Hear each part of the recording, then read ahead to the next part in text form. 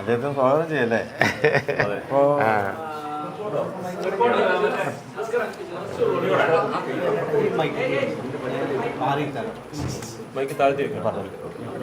സാഹിത്യം പിടിച്ചോളി, കുറച്ച് ഡിസ്റ്റൻസ് അല്ല.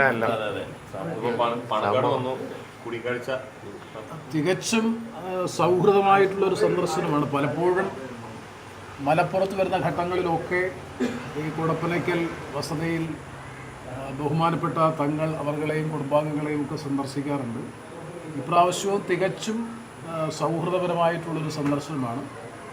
സ്വാഭാവികമായും സൗഹൃദ സന്ദർശനമാണെങ്കിലും സമകാലികമായിട്ടുള്ള രാഷ്ട്രീയ പ്രശ്നങ്ങളെ സംബന്ധിച്ചും സാമൂഹ്യ പ്രശ്നങ്ങളെ സംബന്ധിച്ചുമൊക്കെ ആശയവിനിമയം നടത്താറുണ്ട്. ആ നിലയിലുള്ള ആശയവിനിമയം എന്നതിനപ്പുറത്ത് രാഷ്ട്രീയമായ പ്രത്യേക പ്രാധാന്യമോ ഗൗരവതരമായിട്ടുള്ള വിഷയങ്ങളോ ഒന്നുമില്ല. സ്വാഭാവികമായും നിങ്ങൾക്കെല്ലാവർക്കും അറിയുന്നത് പോലെ കേരളത്തിൻ്റെ രാഷ്ട്രീയ സംഭവവികാസങ്ങൾ, അതിൽ തന്നെ നമുക്കറിയാം 18ാം ലോക്സഭാ തെരഞ്ഞെടുപ്പിന് ശേഷം കേരളത്തിൻ്റെ പൊളിറ്റിക്കൽ നറേറ്റീവ് CPM മാറ്റിയെടുക്കാൻ വേണ്ടിയിട്ടുള്ള ബോധപൂർവമായ പരിശ്രമം നടത്തിക്കൊണ്ടിരിക്കുകയാണ്. 18ാം ലോക്സഭാ തെരഞ്ഞെടുപ്പിൽ ന്യൂനപക്ഷ സമൂഹത്തിൻ്റെ അപ്പോസ്തലന്മാരായി വലിയ തോതിലുള്ള അപ്പീസ്മെൻ്റ് നടത്തി ലോക്സഭാ തെരഞ്ഞെടുപ്പിന് ശേഷമുള്ള അവരുടെ പൊളിറ്റിക്കൽ നറേറ്റീവ് ഭൂരിപക്ഷ വർഗീയതയെ പ്രീണിപ്പിക്കുക എന്ന ഒരു പൊളിറ്റിക്കൽ നറേറ്റീവിലേക്കാണിപ്പോൾ CPM പോയിക്കൊണ്ടിരിക്കുന്നത്.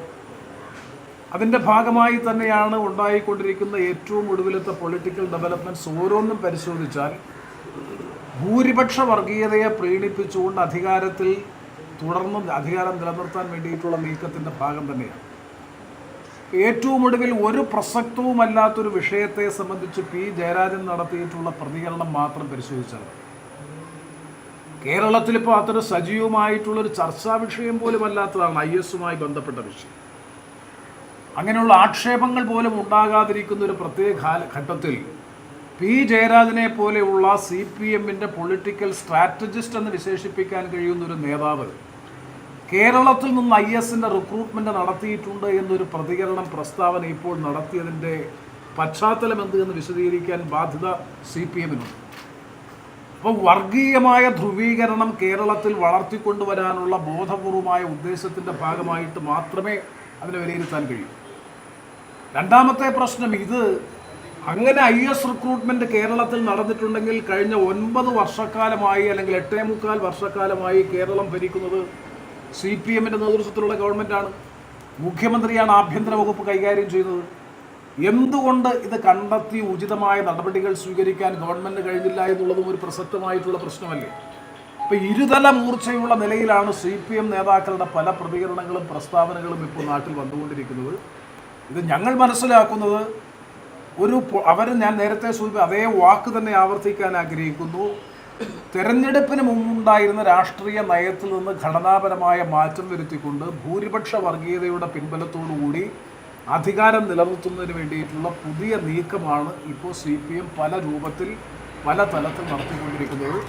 ഒരുപക്ഷെ അതിനെതിരായിട്ടുള്ള പ്രതികരണങ്ങളായിരിക്കാം CPM-നുള്ളിൽ തന്നെയുള്ള പൊട്ടിത്തെറികൾ മനസ്സിലാക്കിയ, പ്രത്യേകിച്ചും മലബാർ മേഖലയിൽ ഉണ്ടായിക്കൊണ്ടിരിക്കുന്ന പല നേതാക്കളുടെയും പ്രതികരണങ്ങൾ പരിശോധിച്ചാൽ ആ ഭൂരിപക്ഷ വർഗീയതയെ പ്രീണിപ്പിക്കുന്നതിന് വേണ്ടി CPM നടത്തിയ നീക്കങ്ങളാണ് ഇപ്പോൾ എക്സ്പോസ്ഡ് ആയിക്കൊണ്ടിരിക്കുന്നത്. അപ്പോൾ അത്തരമൊരു സാഹചര്യത്തിൽ ഐക്യജനാധിപത്യ മുന്നണിയെ സംബന്ധിച്ചിടത്തോളം ബഹുമാനപ്പെട്ട തങ്ങളവറുകൾ ഉൾപ്പെടെ കുഞ്ഞാലിക്കുട്ടി സാഹിബ് ഉൾപ്പെടെ വളരെ പരിണതപ്രജ്ഞരായിട്ടുള്ള മതേതര രാഷ്ട്രീയ പാരമ്പര്യം എക്കാലവും ഉയർത്തിപ്പിടിച്ചിട്ടുള്ള ഇന്ത്യൻ യൂണിയൻ മുസ്ലിം ലീഗ് അടക്കം RSP ഉൾപ്പെടെ കോൺഗ്രസിൻ്റെ നേതൃത്വത്തിൽ ഐക്യജനാധിപത്യ മുന്നണി ഈ രാഷ്ട്രീയ സംഭവവികാസങ്ങളെ സൂക്ഷ്മമായി വിലയിരുത്തി വളരെ പക്വമായിട്ടുള്ള മതേതര ജനാധിപത്യ നിലപാട് സ്വീകരിച്ച് കെട്ടുറപ്പോടുകൂടി മുന്നോട്ട് പോകും. ഒരു സംശയവും വേണ്ട, വരുന്ന നിയമസഭാ തെരഞ്ഞെടുപ്പിൽ 100-ൽ കുറയാത്ത സീറ്റിൽ കേരളത്തിൽ UDF അധികാരത്തിൽ വരും. അതിനെ പ്രതിരോധിക്കാൻ വേണ്ടിയിട്ടുള്ള ബോധപൂർവമായ CPM-ൻ്റെ തന്ത്രപരമായ നീക്കങ്ങളാണ്.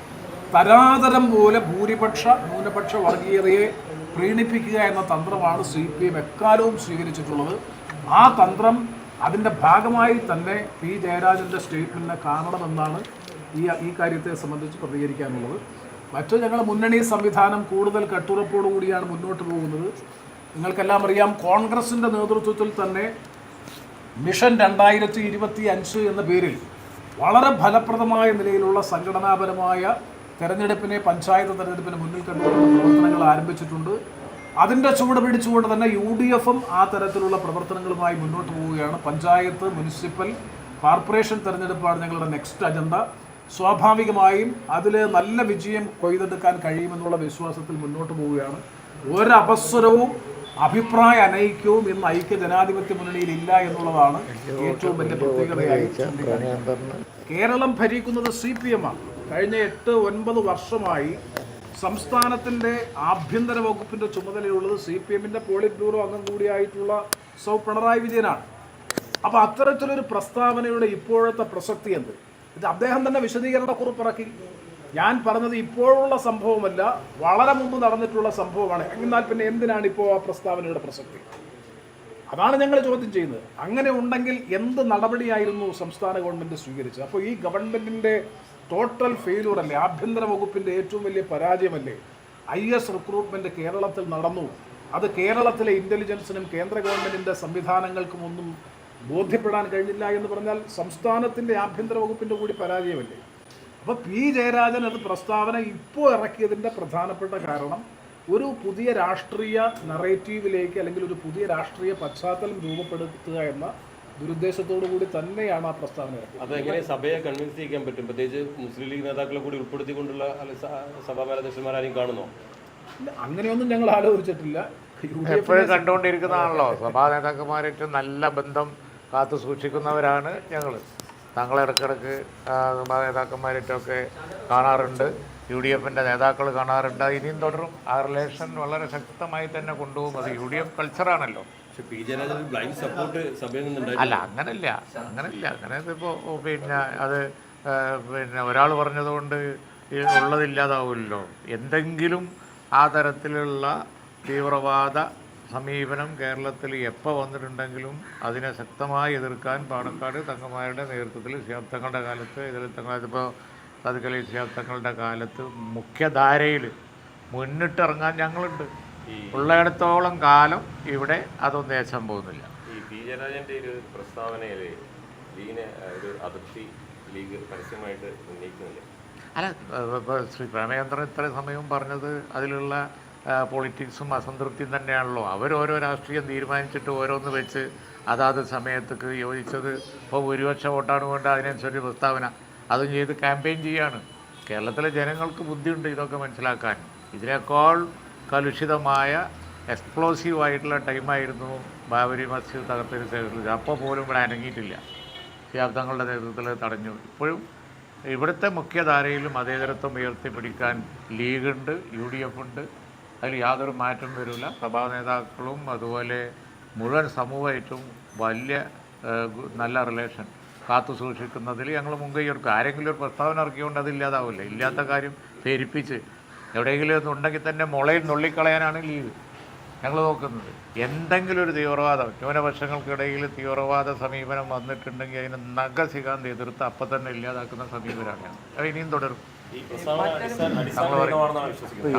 IS എന്ന് പറയുന്നത് തന്നെ ആഗോള തലത്തിൽ തന്നെ അത് ഇല്ലാതായിക്കൊണ്ടിരിക്കുകയാണ്. പ്രത്യേകിച്ച് അറബ് രാജ്യങ്ങളും മറ്റൊക്കെ ഉറച്ച തീവ്രവാദത്തിനെതിരെ നിലനിൽക്കുന്ന നയങ്ങളാണ് അവിടെയുള്ളത്. അപ്പോൾ ISന്റെ നിലനിൽപ്പ് തന്നെ ഇപ്പോൾ ലോകത്തില്ല.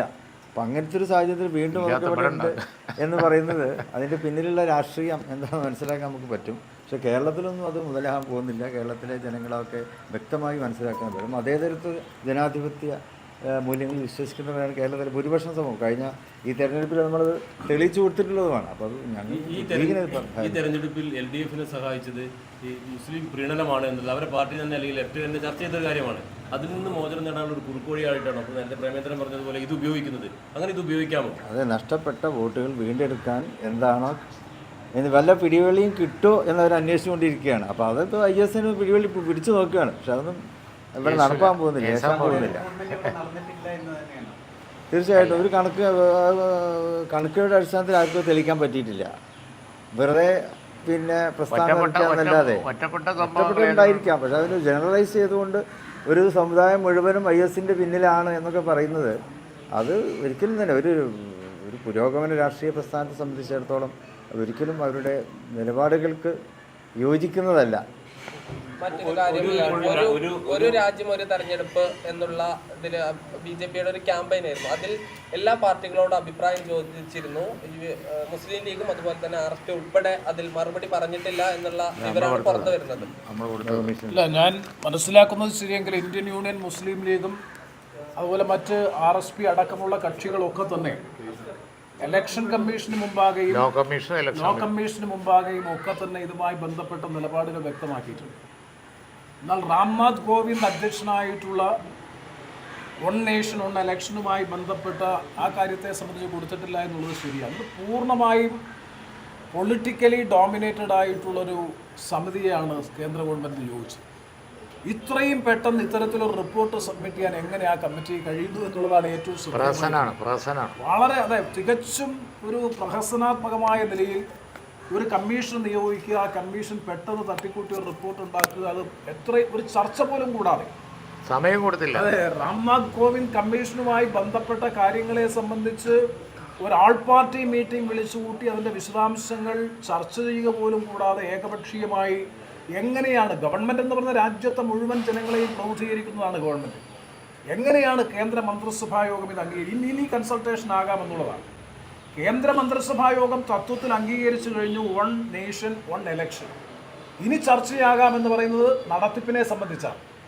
അപ്പോൾ വൺ നേഷൻ വൺ എലക്ഷൻ അനിവാര്യമാണോ എന്നതിനെ സംബന്ധിച്ചുള്ള വിശദമായ ചർച്ചയും അതുമായി ബന്ധപ്പെട്ട ആലോചനകളും ഒന്നും നടക്കാതെ ഏകപക്ഷീയമായി അത് മന്ത്രിസഭാ യോഗം അംഗീകരിച്ചതിന് ശേഷം ഇനി അതിൻ്റെ മോഡസ് ഓപ്പറാൻഡിയെ സംബന്ധിച്ചിടത്തോളം എല്ലാ പാർട്ടികളെയും വിശ്വാസത്തിലെടുത്തുകൊണ്ട് ചർച്ച ചെയ്യുന്ന നിലപാടിലേക്ക് വന്നാൽ അതിനോട് സഹകരിക്കാൻ തീർച്ചയായിട്ടും ബുദ്ധിമുട്ടാണ്.